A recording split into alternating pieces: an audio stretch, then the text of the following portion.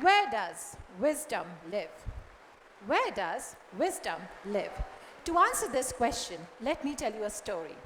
Once upon a time, there lived a king. He wanted to decide who's the wisest minister in his kingdom. For this, he invited all the ministers of his kingdom and he asked the oldest minister to decide. The oldest minister asked, "Where does wisdom live?" To this, one minister replied, "Wisdom lives in our brain as we think from our brain." The other one replied, "Wisdom lives in our heart as we take decisions from our heart." The another one replied, "Wisdom lives in schools, colleges, because that's where we acquire it from." Many tried, but the old minister looked disappointed. He looked around and he saw one man trying to raise his hand. He said, "Do you want to try?" The young minister got up and he said, "Wisdom lives on our tongue." The old minister looked excited and he was like, "Yes, you're absolutely right. Please explain." The young minister said, "Wisdom lives on our tongue. What we speak, how we speak, and the place we choose to speak showcase our wisdom. Words that comes out of our mouth show the world who we are. Wisdom lives on our tongue." How beautifully this explains the power of public speaking. A wise man without public speaking skill is like this book, which is so well written, has all the knowledge, ideas, but no one has read it. Public speaking skill to any individual is like this incredible power which can help him to turn dreams into reality. But unfortunately, public speaking is considered as one of the topmost fears in the world. Researchers say that 75 to 80% of the population has stage fear, stage fright, or also known as glossophobia. The main reason for this fear can be clubbed into three categories: fear of forgetting, fear of being judged, fear of unknown. If I ask you, you have to make a presentation or a speech, what will you do? You will start writing, start preparing, right? Well, that's where you need to stop. Stop, stop. If you have to design a software, will you straight away get to designing? No. You will take the requirement from the client first. And on that basis, you will design your software. And before you even give it to the client, you will test it. Similarly, public speaking is a step-by-step process. Today, I'm going to share with you the framework to prepare for public speaking. 4D, 4 dimensions. And the first D of this framework is discover. You must discover the purpose, the audience, the logistics. Purpose of the speech. No, why are you giving the speech? What is expected out of your speech? Are you giving the speech to persuade, to inform, to entertain? Know the purpose. It's like before you set yourself for a journey, know the destination. So know the purpose of the speech. Second, know your audience. You don't write speeches or presentation for yourself. You do it for the audience. So it's very important that you know about your audience. The education level, knowledge, age, anything and everything that you can find out about your audience, you must inquire. So know your audience. Third, know the logistics. You must inquire the venue details, the time required, mic arrangement.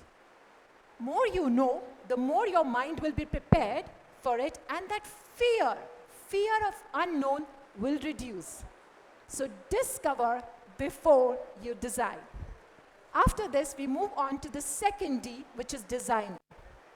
In this, we're going to divide our content into 3 parts: opening, main body, and closing. Opening should be designed to grab the attention of the audience, because within 7 to 10 seconds, the audience will decide whether they want to listen to you or not. So opening should be designed to grab the attention of the audience. You can use a quote. You can ask them a question to get them on a thinking mode. You can, in fact, give them an alarming fact. Be creative, but design your first few lines to grab the attention of the audience. Now we move on to the main body. In main body, you will write anything and everything which is required for the topic. It could be definition, concept, facts, figure, data, examples, stories, anything and everything which you feel is required to serve the purpose of the speech or the topic you get in the main body. You just made a grand entry, a good presentation. Now it's time to make a memorable exit. Your last few lines should be designed to make a memorable exit. You can leave them with a question to think. You can leave them with a thought to ponder. You can leave them with your main message. You can leave them with a quote or a phrase. Be creative, but remember to make a memorable exit. Now comes this third D, and that is delivery. You just finished the designing. You just got a piece of paper, written text. Now it's time to get life in your speech. And you can get life in your speech through your voice, through your body language. But we have to make sure that our voice and body language is congruent with the message that we are trying to communicate. I'm going to do one thing out here, and I want all of you to look here. First, you. Second, you. Third, you. One word, 3 different messages, completely 3 different communication. That's why when you are adding body language and voice modulation, make sure that every word, body language and your voice modulation are complementary to each other. As they say, practice makes a man perfect. But no one tells us how to practice. Today I'm going to share my 3 tips, tried and tested on thousands of students with you. The first thing is you must document your speech. While training, I've seen a lot of students and speakers telling me, oh, we have ideas in our heads, we have thoughts around. Well, great. It's scattered in your brain. The idea of documenting the speech is to get all your thoughts and ideas at one place and give them a structure. So document your speech. It's not that you have to mug it up and say it exactly word by word. No. It's just assembling thoughts, ideas in a structured manner. Second tip, rehearse loudly. I have seen speakers doing rehearsals like this. Let me ask you, how do you remember things? How do you remember things? You remember things with the experience that you get from your sense organs, eyes, ears, nose, touch, etc. The more you work on these muscles, the more you will remember. The first thing first, you document. When you write, your hand muscles are working. You will remember. Second, when you read it, at least read it 2 to 3 times as it is. It will help you to create a visual memory. Third, when you rehearse loudly, your mouth muscles are working, and at the same time, your ears muscles are working. You will remember it much better, and this fear of forgetting will reduce.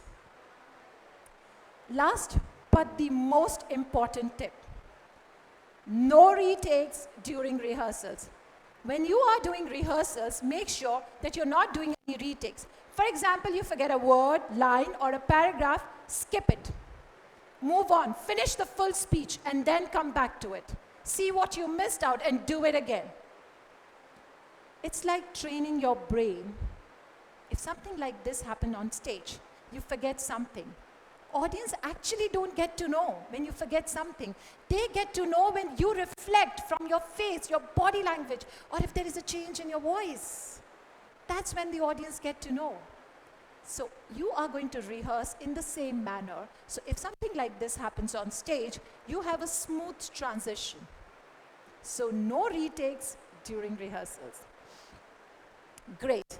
I have just shared with you the framework to prepare for public speaking. But now you all need a booster. I'm going to share with you the last D dimension, and that is dare. There are multiple books written on public speaking, videos on how to do public speaking. But the way you cannot learn swimming without getting in the pool, similarly, you cannot learn public speaking without getting onto the stage. Then what do you need? You need a mindset. What is a mindset? Mindset is an established set of attitude held by someone. And in this case, we are talking about the attitude of taking risk and never giving up attitude. How can we develop this attitude? We all talk about this mindset and all that, but how can we develop this? Let me share with you the 2 steps that you can follow. The first one, know yourself to change yourself. Know yourself to change yourself. When we were training students for public speaking, we do neuroscience analysis. But there is something simple you can do for yourself. Take a piece of paper and write down what comes in your mind. Thoughts which are coming in your mind when you have to make a presentation or a speech. Write it down as much as you can. Then write down what comes in your body. What kind of feelings, maybe shivering, maybe dizzy. Write it down. Your past experiences. The more you will write, the better you will be able to understand yourself and being self-aware. It will help you to understand where is this fear coming from?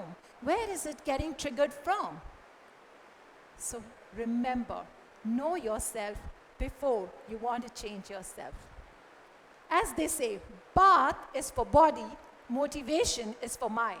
So create your motivational and positive reminders around you. Find out stories of real people who struggled but made it to success, failed but tried again, criticized but never gave up. Keep them around you, these inspiring quotes, and keep telling it to yourself and to your mind again and again. When we were training students, this is what we did. So every child is supposed, or every student was supposed to cover this story. And once they finish the story, the coach will ask, give up or rise up? Give up or rise up? And unanimously, they will say rise up. This is how we train the brain.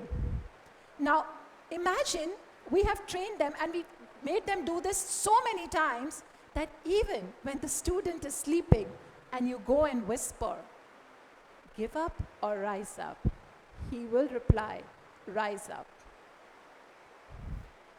Now, how it's actually going to help you? I remember an instance where a child almost gave up before the stage. So I went up to her and I reminded her of the story that she was covering. She was covering the story of Arunima Sinha, Indian lady, amputee who climbed the Mount Everest. I reminded her of that story and I asked her, give up or rise up? She ended up saying rise up.